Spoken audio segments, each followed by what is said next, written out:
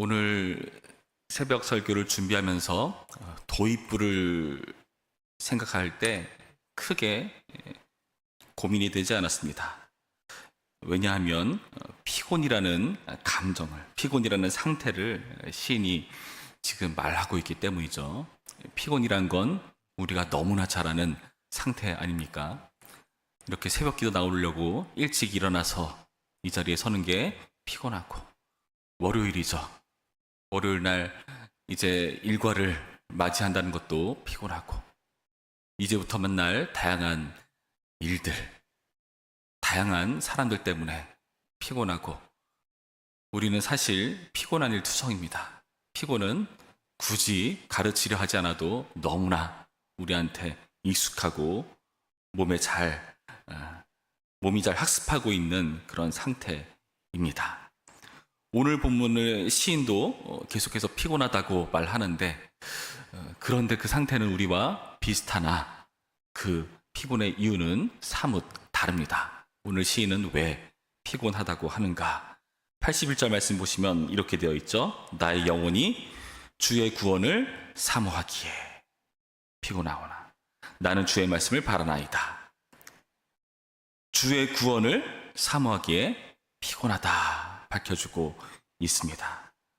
82절 말씀엔 이렇게 되어 있습니다. 나의 말이 주께서 언제나 나를 안위하실까 하면서 내 눈이 주의 말씀을 바라기에 피곤하니이다. 주의 구원을 사모하기에, 주의 말씀을 사모하기에 피곤하다 밝혀주고 있습니다. 시인의 피곤의 이유는 말씀에 대한 갈망입니다.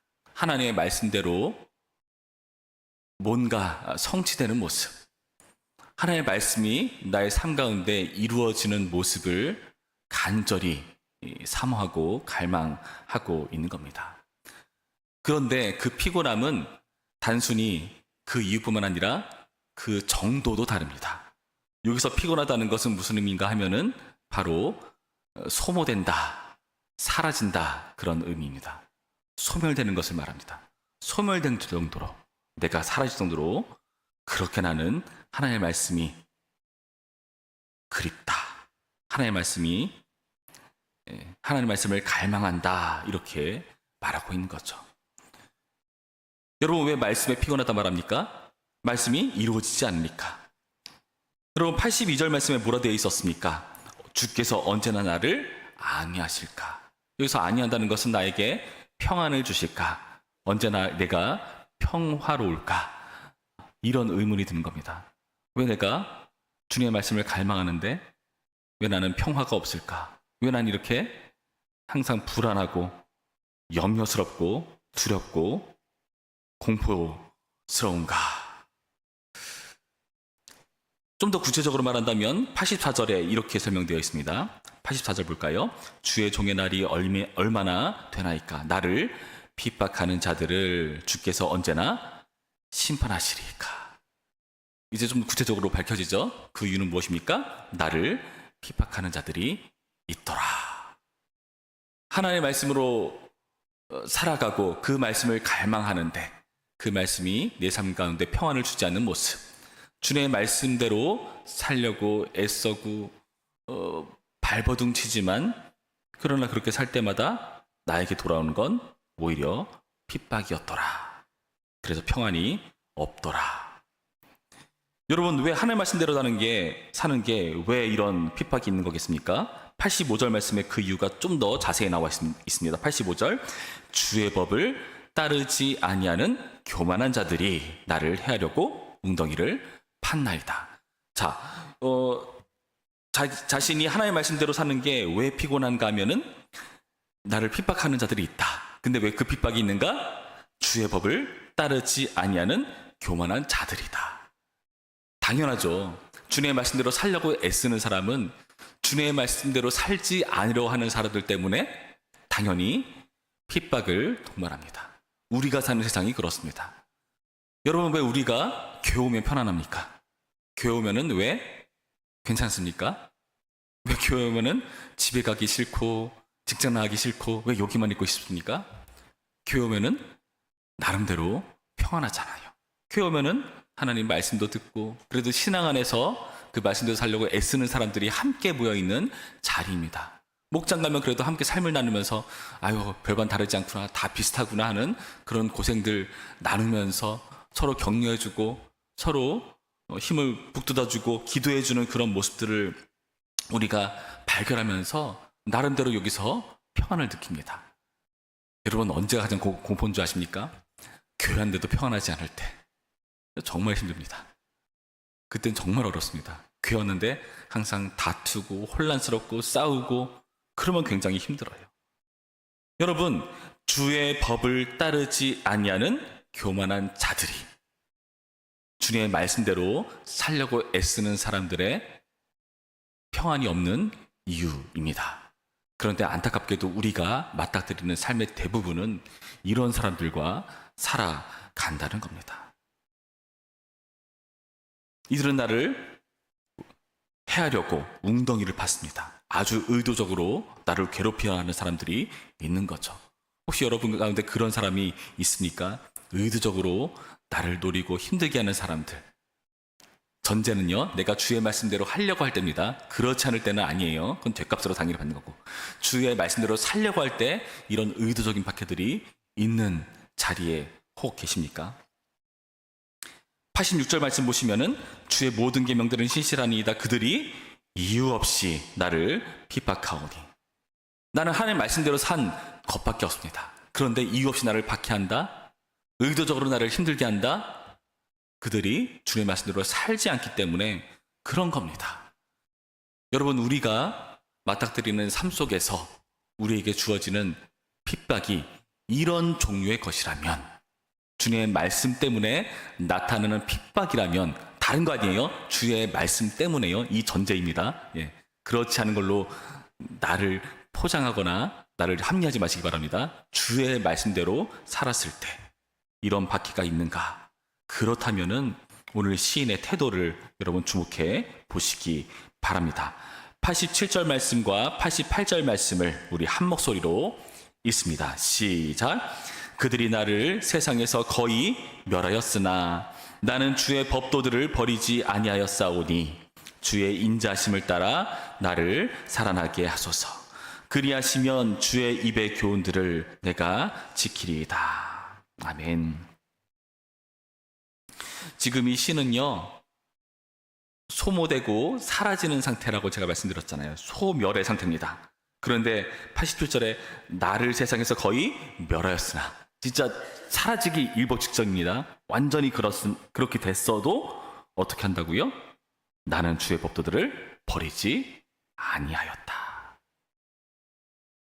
주의 인자하심을 따라 나를 살아나게 하소서라고 기도합니다. 이 기도에서 이 시인의 신앙이 드러나죠. 하나님의 인자라는 성품을 기대고 하나님을 믿고 의지하고 있는 태도입니다. 하나님의 인자심을 지금 시인은 확신하고 버티고 있는 겁니다.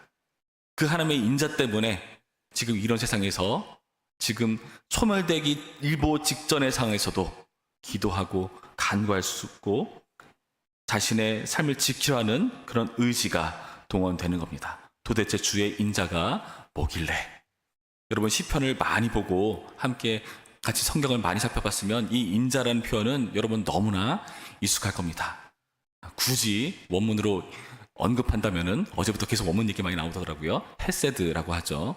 하나님께서 우리를 사랑하시는 성품입니다. 그런데 그 사랑은요, 일반적인 우리가 머릿속으로 그리고 있는 세상이 가르쳐준 사랑과는 다릅니다. 그 사랑은 언약에 근거한 사랑입니다. 도무지 사랑스럽지 않은 상대일지라도 그 약속 때문에 끝까지 사랑하고 그 사랑을 위해서 충성하는 것, 그 사랑을 지켜나가는 그런 태도를 바로 인자라고 하는 겁니다. 하나님은 전혀 사랑스럽지 않고 죄인을 우리를 사랑하시기로 다짐하셨고 약속하셨습니다. 나는 너의 하나님 될게. 너는 나의 백성해. 그래서 구원하시고 말씀하시고 함께 하시고 그렇게 사랑을 지켜 나가시는 겁니다. 그래서 시인은 그 하나님을 알기 때문에 그 인자심을 믿기 때문에 이렇게 의지를 동원하고 있는 겁니다. 여러분, 이 하나님의 인자라는 이 독특한 사랑을 시인이 확신하는 이유는 무엇입니까? 그의 믿음의 근거는 무엇입니까? 89절부터 이렇게 그 이유를 설명하고 있습니다. 여호와여, 주의 말씀은 영원히 하늘에 굳게 섰사오며 주의 성실하심은 대대에 이르나이다. 주께서 땅을 세우셨으므로 땅이 항상 있사오니 천지가 주의 규례들대로 오늘까지 있음은 만물이 주의 종이 된 까닭이니이다. 이 세상 모든 만물이 하나님의 말씀 때문에 이렇게 존재한다. 이렇게 소멸되지 않고 유지되고 있다. 지금 이 신앙을 고백하고 있습니다. 사방을 둘러보시기 바랍니다. 이 세상이요, 유지되고 있어요. 오늘도 해가 뜨고 해가 집니다. 오늘도 이 지구는요, 뱅글뱅글 돌아갑니다. 이 우주의 질서는요, 여전히 그대로, 그 법칙대로 운영이 되고 있습니다. 하나님께서 신실하게 이 세상 가운데 말씀으로 일하고 계시다는 증거라고 시는 밝혀주고 있습니다. 사실 우리 세상사를 보면은 망해야 될 것 같잖아요. 항상 지구의 종말이라는 것을, 성경이 말하는 종말 말고요, 세상이 말하는 종말, 세상이 없어져 버릴 것 같은 그런 종말의 순간을 전문가들은 항상 예견하잖아요. 우리 이대로 가면 망해, 돌이켜야 돼. 맞는 말이죠. 그런데 희한하게도 지금까지 망해오지 않았어요. 이건 하나님께서 살아계시다는 증거입니다. 그분이 만들어 놓으신 이 세상, 말씀으로 만들어 놓으신 이 세상을 끝까지 책임지신다는 증거입니다. 이렇게 창조의 현상들을 보면서 이 시인은 말씀의 능력을 확신하는 겁니다. 그리고 더 나아갑니다. 92절과 93절 말씀 우리 한 목소리로 읽습니다. 92, 93 시작. 주의 법이 나의 즐거움이 되지 아니하였다면 내가 고난 중에 멸망하였으리이다. 내가 주의 법도들을 영원히 잊지 아니하오니 주께서 이것들 때문에 나를 살게 하심이니이다. 시인은요, 주의 법이 나의 즐거움이 되었다. 나에게 기쁨을 주었다. 그렇지 않았다면 나는 이미 멸망했다. 소멸됐다. 사라졌다.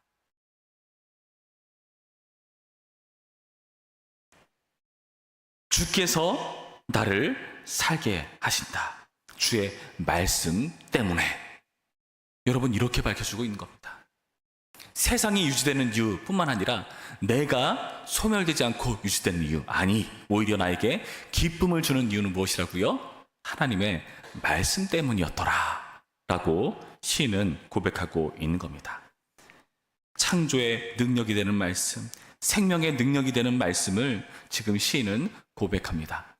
우리는 이런 고백을 언제나 어느 순간에서나 해야 합니다. 우리가 있는 그 모임 가운데에서, 목장 모임에서 말해야 됩니다. 내가 진짜 죽기 일부 직전이야. 죽지 못해 살아. 당장 소멸돼 버릴 것 같아. 그런데 주님의 말씀이 나에게 기쁨을 주기 때문에 내가 버티고 있어. 살고 있어. 이 말씀을 신뢰하기 때문에 내가 이렇게 이 자리에 있는 거야. 그렇게 고백하면서 서로를 위해서 이 말씀이 우리를 소성케 한다는 진리를 선포하고 이렇게 세워줘야 됩니다. 그리고 그 고난의 터널을 통과한 사람들은 그것을 계속 확인시켜줘야 됩니다. 그래서 지금 어려운 가운데 있는, 소멸 직전에 있는 상태에 있는 사람들을 위로해주고 세워줘야 되는 것이 그 목장의 역할입니다. 그러니까 목장 모임 가서요, 그 목장 나눔지 쭉 읽잖아요. 그리고 너무 설교하지 마세요. 빨리빨리 넘어가서 간증으로 넘어가세요. 목장 나눔으로 넘어가세요. 그 나눔에서 이 이야기를 심도 있게 해야 됩니다. 여기에 시간을 많이 할애하시기 바랍니다. 뿐만 아니라 우리는 세상에 나가서도 동일한 역할을 해야 됩니다. 내가 만나는 사람들, 믿지 않는 사람들한테 보여줘야 됩니다. 나는 진짜 소멸 일보 직전인데 내가 왜 웃는지 알아? 내가 왜 자살하지 않고 나에게 주어진 역할을 참고 견디는지 알아? 하나님의 말씀이 나에게 기쁨을 주기 때문이야. 이 말씀이 나를 소멸시키지 않고 살리기 때문이야 라고 사람들에게 보여줘야 합니다. 그게 사람들에게 큰 메시지가 됩니다. 저 사람의 그 존재 자체가 메시지가 돼요. 여러분, 존재 자체가 메시지가 되는 사람들이 있습니다. 항상 새벽기도 그 자리에 나와 있는 그 행동 하나가 메시지입니다. 주일날 이렇게 교회 나와서 예배드린다는 이 행동 자체가 메시지입니다. 내가 자녀 앞에서 기도하고 말씀을 필사하는 이 모든 게 메시지입니다. 너 성경 읽어야 돼. 말씀이 나를 살려. 단순히 그 천을 뛰어넘는 살아있는 메시지라는 것을 믿으시기 바랍니다. 여러분, 이 메시지를요, 예수님께서 우리 가운데 보여주었어요. 말씀이 육신이 되어 우리 가운데 거하셔서 증명해 주셨습니다. 하나님이 너희를 사랑하셔. 얼마나 사랑하시지 알아? 나를 봐. 내가 이 자리에 있어. 사랑이라는 건요, 사실 굉장히 추상적이잖아요. 굉장히 모호합니다. 사랑은요, 우리가 디모데 전서에서 확인해 봤지만 그 사랑의 수고를 통해서, 몸을 통해서 확신시켜 주는 겁니다. 사랑의 그 추상적인 사랑이라는 그 애매하고 막연한 개념을요, 예수님이라는 실체를 통해서 우리 가운데 확인시켜 주셨습니다. 그래서 예수님을 우리는 사랑이라고 부릅니다. 사랑이 여기 있다. 예수 그리스도를 봐라. 말씀이 살아있다는 그 능력, 나를 봐라. 그게 바로 증거다. 오늘 시인도 그 이야기를 우리 가운데 전해주고 있는 겁니다. 여러분, 그리고 이 말씀을 지킨다는 것은 무슨 의미가 있습니까? 이 말씀은요, 하나님께서 우리 가운데 주신 약속이잖아요. 하나님의 법입니다. 하나님께서 이 법을 주실 때 전제를 달았어요. 십계명의 처음을 보면 뭐라 시작하죠? 나는 너를 종되었던 이스라엘에서 너희를 건져낸 너의 하나님 여호와다 말하면서 뭘 말합니까? 너는 나만 섬겨, 일주일에 하루 쉬어, 부모님을 공경해, 서로 거짓말하지 않고 빼앗지 않고 잘 살아야 돼. 그 모든 요구가 있기 전에 뭘 먼저 말씀하셨습니까? 난 너를 끄집어냈다, 구원해냈다. 그 말씀의 전제가 있습니다. 그 말씀의 전제는 이 언약, 약속의 말씀을 지키는 근거는 내가 먼저 이 말씀을 신실하게 지켰기 때문이다. 하나님께서 먼저 이 언약의 말씀에 신실하시다는 그 믿음이 전제되는 겁니다. 하나님께서도 나에게 신실하시니까 나도 이 말씀에 신실하겠다. 하나님께서 먼저 하셨습니다. 예수님을 통해서 우리 가운데 그 놀라운 생명 걸고 지키시는 말씀을 보여주셨습니다. 본인이 소멸되면서까지 우리를 소멸시키지 않겠다는 약속을 우리에게 하셨습니다. 여러분, 이 정도로 하나님의 말씀은 우리 가운데 확신을 주는 것입니다. 부디 이 하나님의 말씀을 갈망하는 일에 소멸될 것 같은 그런 고통스러운 일, 피곤을 무릅쓰는 그런 각오 같지만 여러분, 전혀 그렇지 않습니다. 우리를 소멸시키지 않습니다. 오히려 우리를 살린다는 말씀이라는 것을 믿으시기 바랍니다. 이 기도의 자리 피곤합니다. 오늘 하루 잠 깨고 졸린 눈 비비고 나오는 게 오늘 하루 나의 삶을 망치지 않습니다. 나의 생명을 오히려 굳건해가는 그런 귀한 기도의 자리입니다. 오늘 말씀 기억하시면서 여러분에게 주어진 이 피곤할 것 같은 자리, 나를 소멸시킬 것 같은 자리에서 부디 이 말씀의 실체로, 산 증인으로, 메시지로 살아내는 오늘의 말씀 되기를 주님의 이름으로 축원합니다. 기도하겠습니다. 참 좋으신 하나님 감사합니다. 오늘의 말씀을 통해서 우리가 주님의 말씀에 갈망한 그 시인의 교훈을 살펴보면서 우리의 모습을 살펴봅니다. 주님, 내가 있는 자리에서 주님의 말씀에 메시지로 살아갈 수 있도록 도와 주옵소서. 나를 통해서 나의 주변에 있는 많은 사람들이 이 말씀의 능력을 보게 하시고, 그렇게 함으로써 주님의 말씀이 우리를 소멸시키는 것이 아니라 오히려 우리를 살리는 비결이라는 사실, 더 나아가 기쁨의 비결이라는 사실을 보여주는 생애 될 수 있도록 도와 주옵소서. 감사하며 예수님의 이름으로 기도합니다. 아멘.